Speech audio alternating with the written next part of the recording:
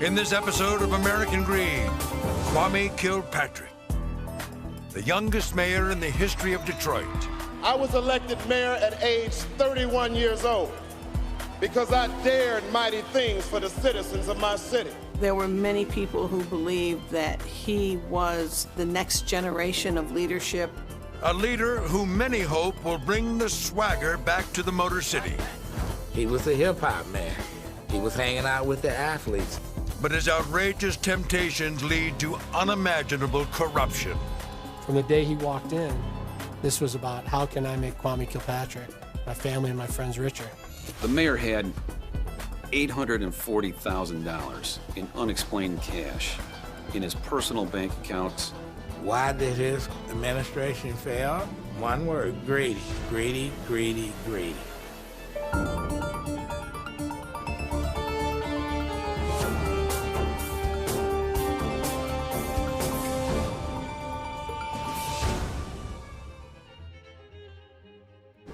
Not a YouTuber, just like making videos.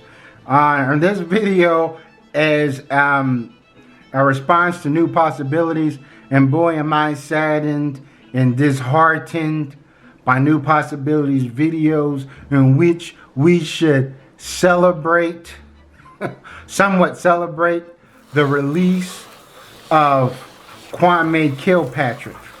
You know, because Donald Trump gave him a pardon. And I tell you, when Donald Trump runs for office in 2024, you know, he's going to be like, black people, I looked out for y'all. You know what I mean? So show your boys some love. You know, but in New Possibilities video, I'm like, it kind of represents what's wrong, the greater problem of black people and the Democratic Party and so forth. I'm like, Kilpatrick was a corrupt machine. This dude was an animal.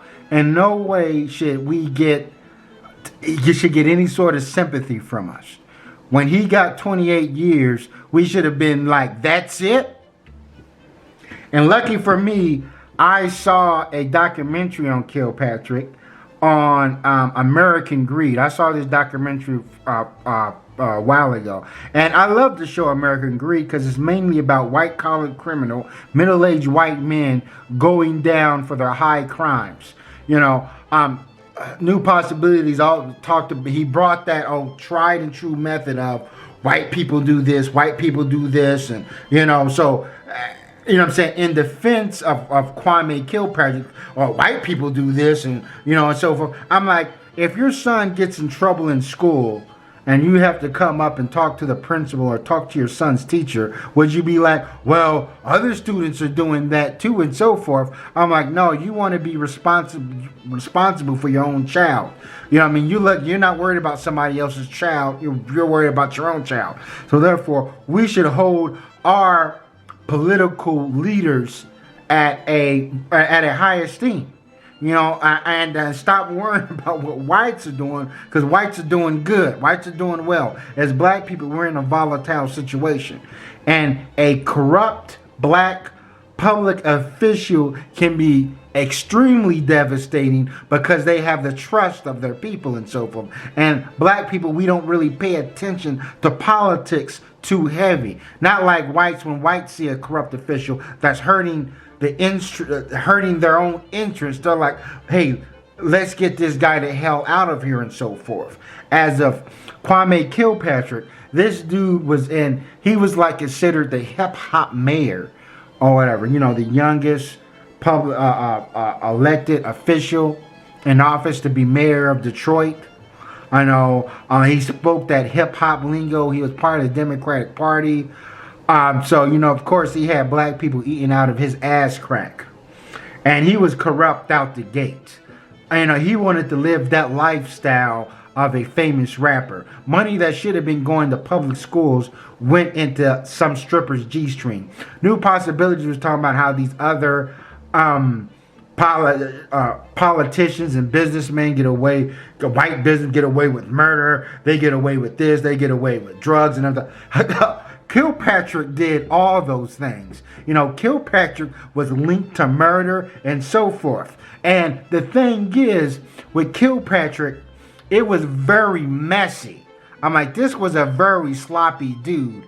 I'm like, it's almost like he didn't even try to hide in scandals. He just did stuff. He was like a freaking strong-armed goon. As I said, he was like Suge Knight.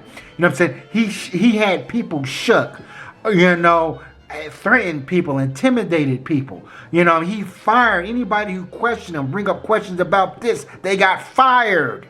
I urge people to go and watch the I can't, you know, I'm not going to say everything, but urge people to watch the documentary on Kilpatrick and the fact that this guy got elected for a second term, you know, because he played, he played the race card. And it's not like racism doesn't exist, but still, I'm like, when someone like Kilpatrick does it, it takes focus away from real racism. You know, all the scandals this guy got caught up in, he did no good for the city of Detroit. You know, he was like, old man river, it just keeps flowing, you know, and got right back in the office. And you would think that, you know what I'm saying, the second time, he'll clean up his act. No, he doubled down. As I said, this dude was like a fucking machine. You know, and then for New Possibilities saying they gave him an outrageous sentence and so forth. Kilpatrick was sentenced in a federal court.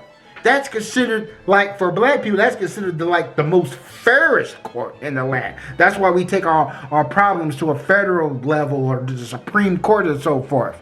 And he got convicted when Obama in a federal court, and when Obama's in the office, and federal crimes carry a hefty sentence. That's why I said 28 years. Oh well, that's not enough. Pookie and Ray Ray's getting that much for a simple gun charge. And right now, Kilpatrick is now, I read somewhere, he's now in a secluded suburbs in Georgia.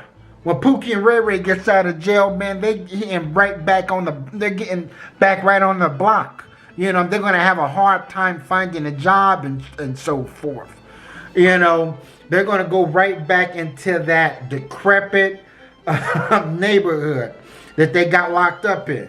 You know, not Kilpatrick. Now Kilpatrick, to me, should be tarred and feathered. He should be forced to wear a donkey, like one of them donkey costumes, and go hee-haw, hee-haw all the time. The only job he is fit for is cleaning up trash in a gas station parking lot. How many Pookies and Ray Rays did Kilpatrick create? How many lives did this guy destroy? You know, and that's why the thing is, what makes black officials so dangerous is, one, our black con artists so dangerous is, like, one, they can't screw over white people because white people already look at them as being like incompetent apes. They don't trust them, you know, off the bat. So they can gain all the trust from black people and screw them over. But black people are so, you know, lethargic, lackadaisical and so forth, really not going gullible, naive, and don't have a clue about what's going on, especially in the political atmosphere and so forth.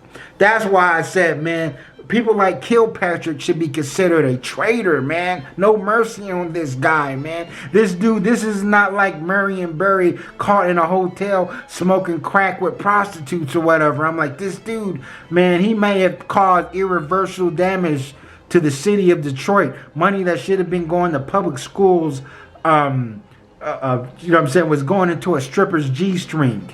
You know, if Kilpatrick was to steal money from a baby, people would be like, hey, that's Kilpatrick in a good mood. Steal candy from a baby and so forth.